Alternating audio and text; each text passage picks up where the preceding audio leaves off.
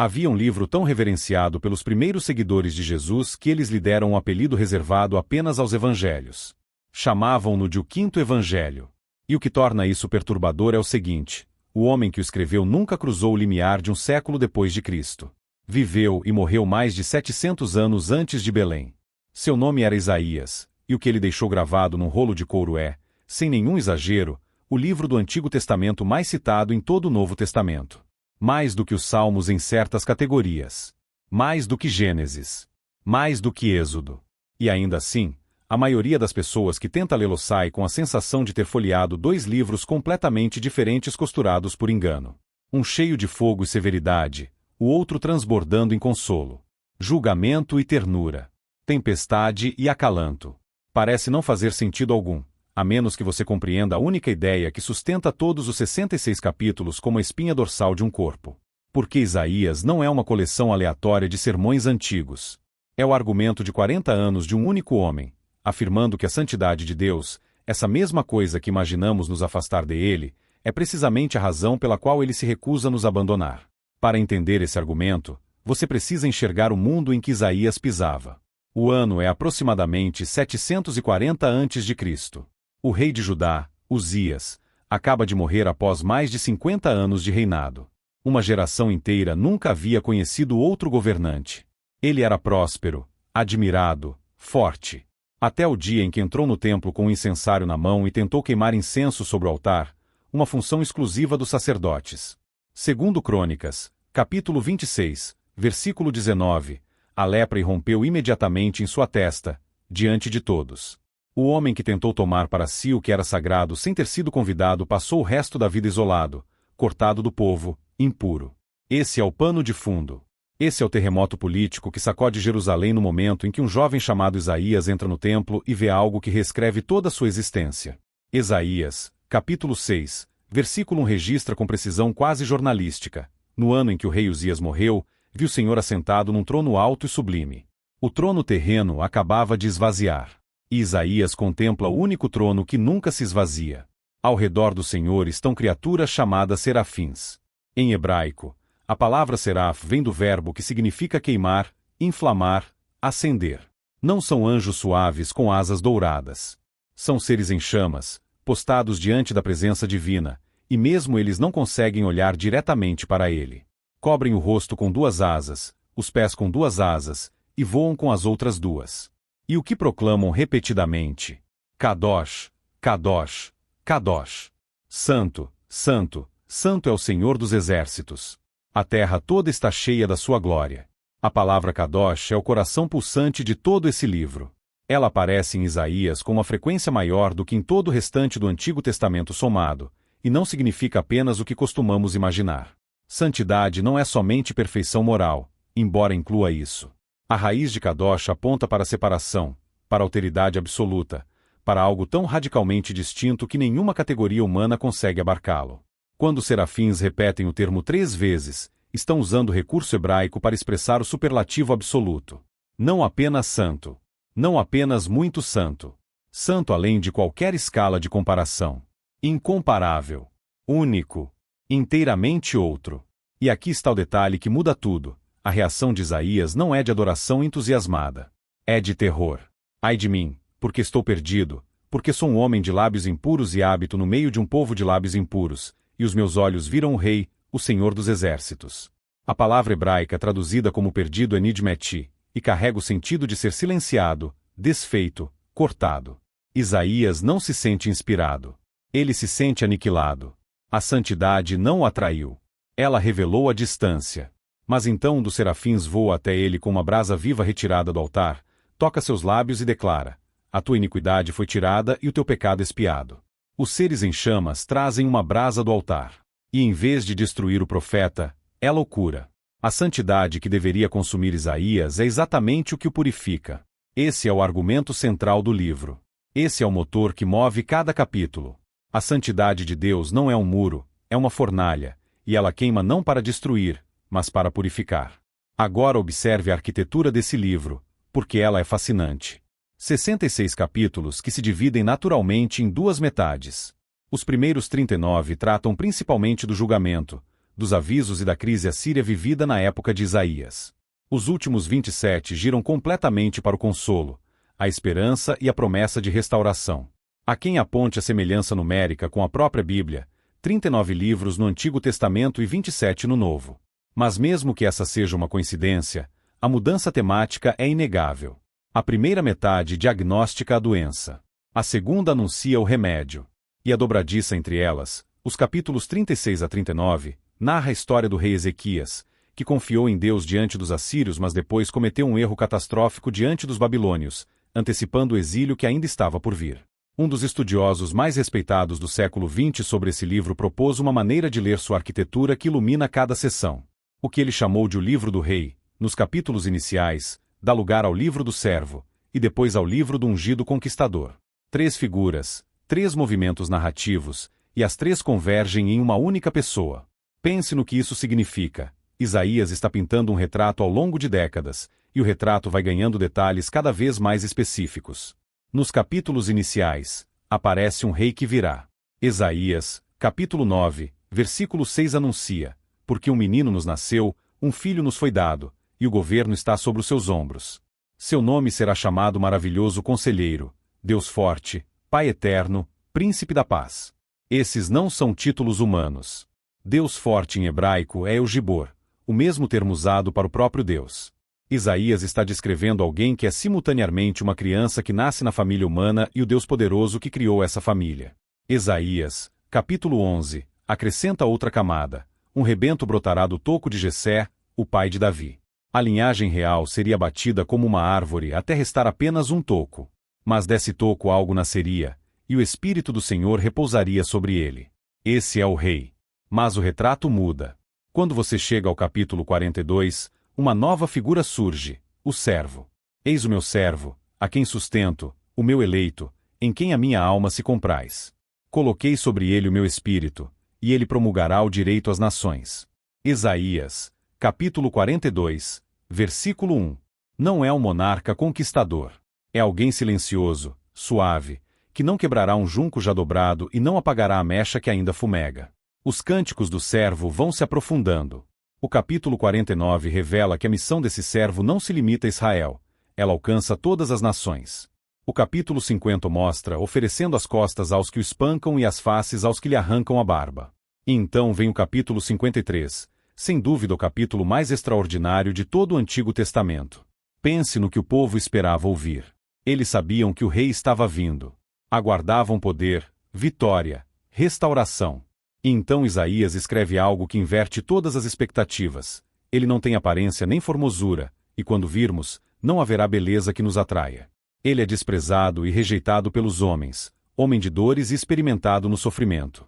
Isaías, capítulo 53, versículos 2 a 3.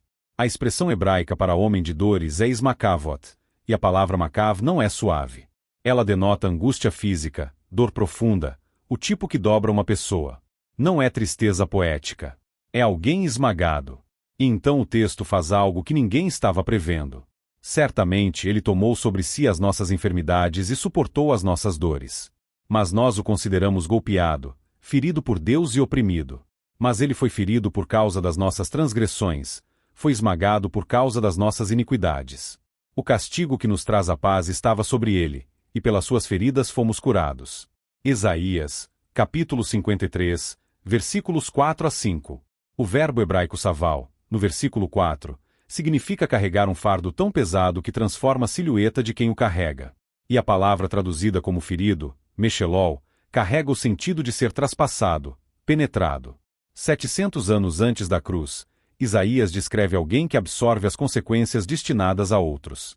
Os 4 cânticos do servo em Isaías, encontrados nos capítulos 42, 49, 50 e 52 a 53, formam uma das sequências literárias mais impressionantes de toda a escrita antiga. Eles se movem da comissão ao sofrimento, do sofrimento ao triunfo. Se você está encontrando conexões que nunca havia visto antes nesse livro, considere compartilhar este conteúdo com alguém que ama as Escrituras. E se quiser continuar essa jornada de descoberta, inscreva-se no canal Profundamente Simples. Cada inscrição ajuda a levar essa palavra a mais pessoas que precisam ouvir isso. Há um título que Isaías usa para se referir a Deus com uma frequência que não tem paralelo em nenhum outro livro da Bíblia. Quedos Israel, o Santo de Israel. Fora de Isaías, essa expressão aparece apenas algumas poucas vezes no Antigo Testamento inteiro. Um punhado nos Salmos, um par de vezes em Jeremias. Mas Isaías simplesmente não consegue parar de usá-la. E o motivo vai direto à visão do templo. Quando Isaías contemplou o Senhor no capítulo 6, a palavra Kadosh se gravou na sua consciência como uma marca de fogo. Cada sermão que pregou, cada oráculo que entregou, cada advertência e cada promessa, tudo passou pelo filtro daquela realidade avassaladora: Deus é santo. Mas aqui está o que torna o uso desse título tão surpreendente. Isaías não emprega apenas nas passagens de julgamento. Ele aparece igualmente nas passagens de consolo. Isaías, capítulo 41, versículo 14 diz: Não temas, ó verme de Jacó, ó povo de Israel. Eu te ajudarei, diz o Senhor, e o teu Redentor é o Santo de Israel. A mesma santidade que expõe o pecado é a santidade que se recusa a abandonar o pecador. Isaías, capítulo 43, versículo 3 conecta isso diretamente à salvação. Porque eu sou o Senhor teu Deus, o Santo de Israel, o teu Salvador. Na teologia de Isaías, santidade e salvação não são forças opostas. São o mesmo impulso expresso em duas direções. Existe outro termo hebraico que percorre como um fio dourado a segunda metade do livro: Naão, consolar. Consolai, consolai o meu povo, diz o vosso Deus. Isaías, capítulo 40, versículo 1. A repetição em hebraico não é redundância, é intensidade. É Deus dizendo, não consolo apenas, mas consolo sobre consolo, consolo sem interrupção. E quando Isaías revela quem está consolando, ele volta exatamente ao mesmo Deus cuja santidade abalou o templo no capítulo 6. O Deus do fogo e o Deus da ternura são o mesmo Deus. Isso nos leva a um dos padrões mais negligenciados em toda a leitura de Isaías. O livro não se move do julgamento para o consolo em linha reta. Ele os entrelaça num ciclo que se repete por todo o rolo. Julgamento, depois esperança. Trevas, depois luz. Exílio, depois regresso. E cada ciclo aprofunda o anterior. Apostasia leva ao julgamento. O julgamento leva à restauração. A restauração leva a uma revelação mais profunda de quem Deus é. O padrão aparece dentro de capítulos individuais, entre sessões inteiras e ao longo de todo o livro. Não é repetição aleatória. É uma escada em espiral, e cada volta sobe mais alto. Olhe como o capítulo 1 abre o livro inteiro. Ouvi, ó céus, e dá ouvidos, ó terra. Porque o Senhor falou, criei e fiz crescer filhos, e eles se rebelaram contra mim. Isaías, capítulo 1, versículo 2. Deus não é um juiz distante. É um pai cujos filhos viraram as costas. A palavra hebraica para rebelaram, pacha, não significa apenas desobediência. Implica uma ruptura deliberada de relacionamento, um corte intencional. Israel não derivou por descuido. Escolheu partir. Mas antes que o primeiro capítulo termine, Deus diz, vinde, e arrazoemos, diz o Senhor. Ainda que os vossos pecados sejam como a escarlata, eles se tornarão brancos como a neve. Ainda que sejam vermelhos como o carmesim, se tornarão como a lã. Isaías, capítulo 1, versículo 18. O primeiro capítulo já contém o livro inteiro em miniatura. Rebelião, depois um convite. Diagnóstico, depois a oferta da cura. E a oferta não é condicionada a Israel se limpar antes. O verbo arrazoemos em hebraico tem conotações legais, o vocabulário de um tribunal. Mas Deus não está processando. Está negociando. Está se inclinando sobre o banco e dizendo, vamos resolver isso juntos. A visão profética de Isaías se estende por séculos com uma clareza que ainda surpreende leitores cuidadosos. Nos capítulos 13 e 14, ele nomeia a Babilônia como uma potência mundial que ascenderá e cairá, escrevendo isso num tempo em que a Babilônia era um reino de segunda categoria sob dominação assíria. E no capítulo 44, versículo 28, e capítulo 45, versículo 1, ele chama pelo nome um rei persa chamado Ciro, declarando ungido de Deus, Mashiach em hebraico, a mesma palavra usada para Messias, décadas antes de o Império Persa existir como grande potência. Deus chama um rei pagão de seu ungido, não porque Ciro adorava o Deus de Israel, mas porque a soberania divina opera além das fronteiras de qualquer teologia nacional. Isso é algo que Isaías martela repetidamente. Isaías, capítulo 44, versículo 6 contém uma das declarações de monoteísmo mais cristalinas de toda a Bíblia. Eu sou o primeiro e o último, e além de mim não há Deus. E imediatamente depois, Isaías lança uma sátira devastadora sobre a fabricação de ídolos. Um carpinteiro derruba uma árvore. Com metade da madeira faz uma fogueira para se aquecer. Com a outra metade entalia um Deus e se prostra diante dele. A mesma árvore. Uma metade aquece. A outra recebe adoração. O ponto de Isaías não é apenas teológico. É absurdo. A idolatria não é apenas errada. É ilógica. E o contraste com o Deus vivo que nomeia reis antes de eles nascerem não poderia ser mais agudo. Há uma cena perto do fim de Isaías que amarra todos os fios do livro, e acontece num lugar que talvez você não esperasse. Isaías, capítulo 61, versículos 1 a 3 descreve uma figura ungida pelo Espírito do Senhor para proclamar boas novas aos pobres, curar os de coração partido, libertar os cativos e anunciar o ano aceitável do Senhor. Séculos depois, um jovem rabino se levantou numa sinagoga em Nazaré, desenrolou o rolo de Isaías até exatamente essa passagem, leu em voz alta, sentou-se e disse: Hoje se cumpriu esta escritura nos vossos ouvidos. Lucas, capítulo 4, versículo 21. A sala ficou em silêncio. Depois, explodiu. O que Jesus estava afirmando era algo de tirar o fôlego. Ele estava dizendo que o rei do capítulo 9, o servo do capítulo 53 e o ungido do capítulo 61 eram a mesma pessoa. E que essa pessoa era ele. O livro inteiro de Isaías, escrito ao longo de décadas, converge nessa declaração única. Aquele que reinaria com justiça. Aquele que sofreria em silêncio. Aquele que restauraria os quebrantados. Uma só figura. Uma só missão. E um alcance de ministério que não terminou na cruz.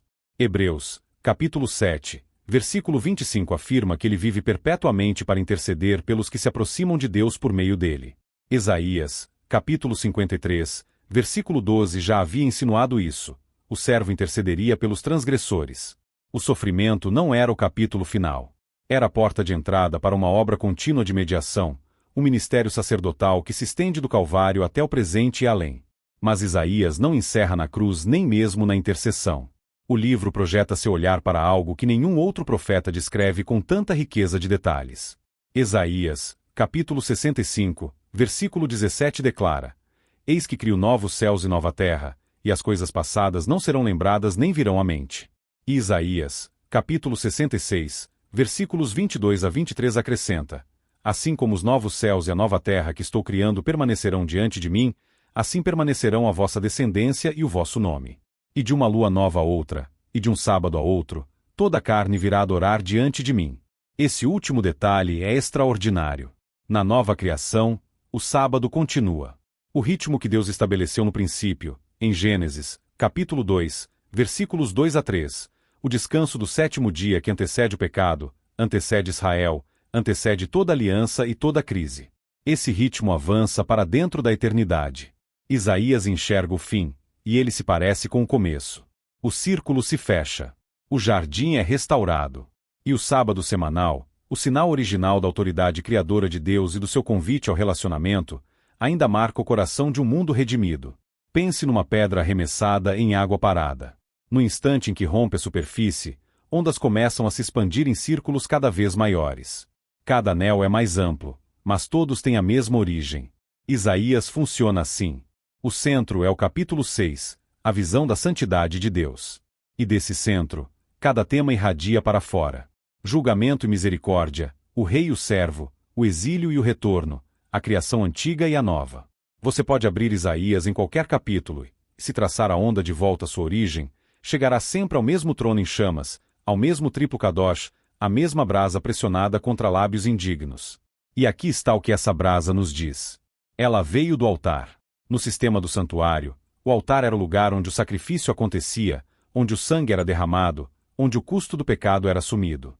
Então, quando o serafim pegou uma brasa daquele altar e a pressionou contra os lábios de Isaías, a mensagem não era: você é bom o suficiente.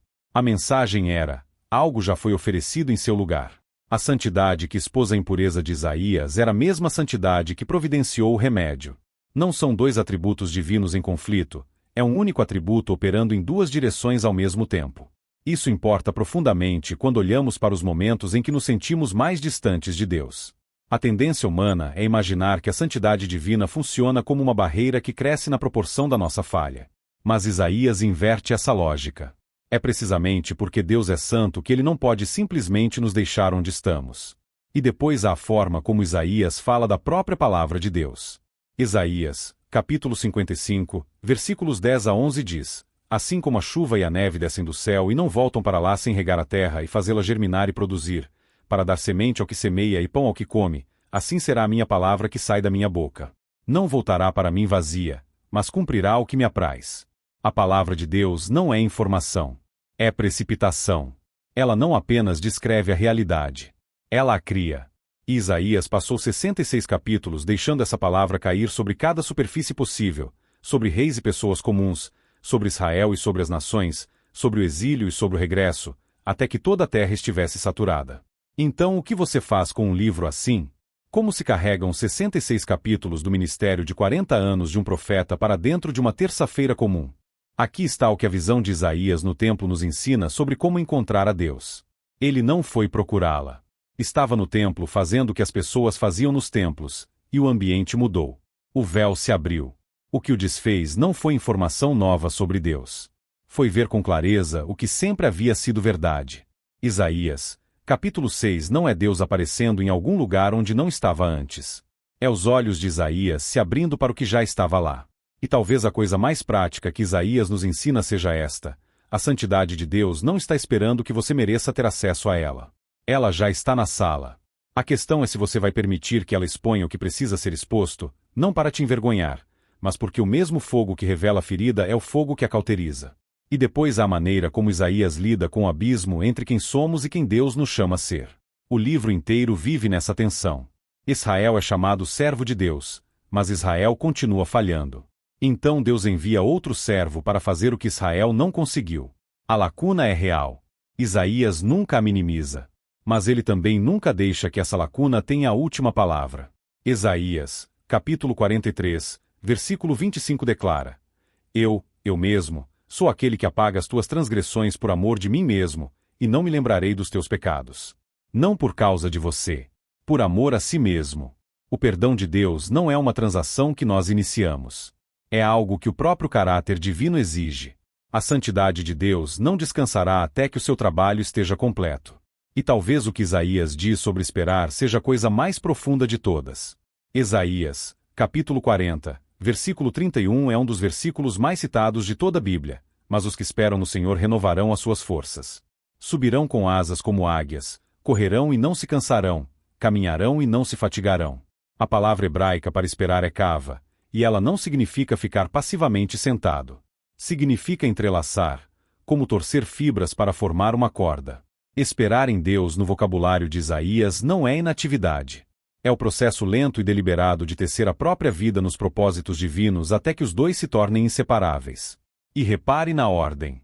Primeiro você voa, depois corre, depois caminha. A maioria das pessoas lê isso como um declínio, mas Isaías está sendo honesto sobre como a fé funciona. As experiências de cume vêm primeiro, depois o ritmo acelerado do entusiasmo inicial. Mas o verdadeiro teste é a caminhada longa, a fidelidade cotidiana, sem glamour, de colocar um pé diante do outro. E Isaías diz: mesmo nisso você não vai se fatigar. Isaías escreveu num mundo em colapso. Impérios ascendiam e trituravam nações como pedregulhos. Reis falhavam. Templos eram ameaçados. O exílio pairava no horizonte como uma tempestade que se recusava a passar. E no meio de tudo isso, um homem continuou dizendo a mesma coisa de 1000 maneiras diferentes: o Santo de Israel não se esqueceu de você. Ele não se moveu. Ele não mudou de ideia. O fogo que você teme é o fogo que vai salvar você. A última imagem que Isaías nos deixa é de novos céus e nova terra. Não mais lágrimas de exílio. Não mais ídolos esculpidos da metade de uma árvore. Apenas um descanso sabático que nunca termina. E um Deus cuja santidade acaba sendo a coisa mais íntima que existe nele. 66 capítulos, e cada um deles está dizendo: vinde, e arrazoemos. O convite ainda está aberto. Se este conteúdo lançou uma luz nova sobre Isaías para você, leve isso a alguém que acha que o Antigo Testamento não tem nada a dizer para os dias de hoje. E se quiser continuar indo mais fundo nas Escrituras com a gente, inscreva-se no canal Profundamente Simples. Cada inscrição é um gesto simples que ajuda essa mensagem a chegar em mais pessoas que precisam ouvir essa palavra. Nos vemos no próximo conteúdo.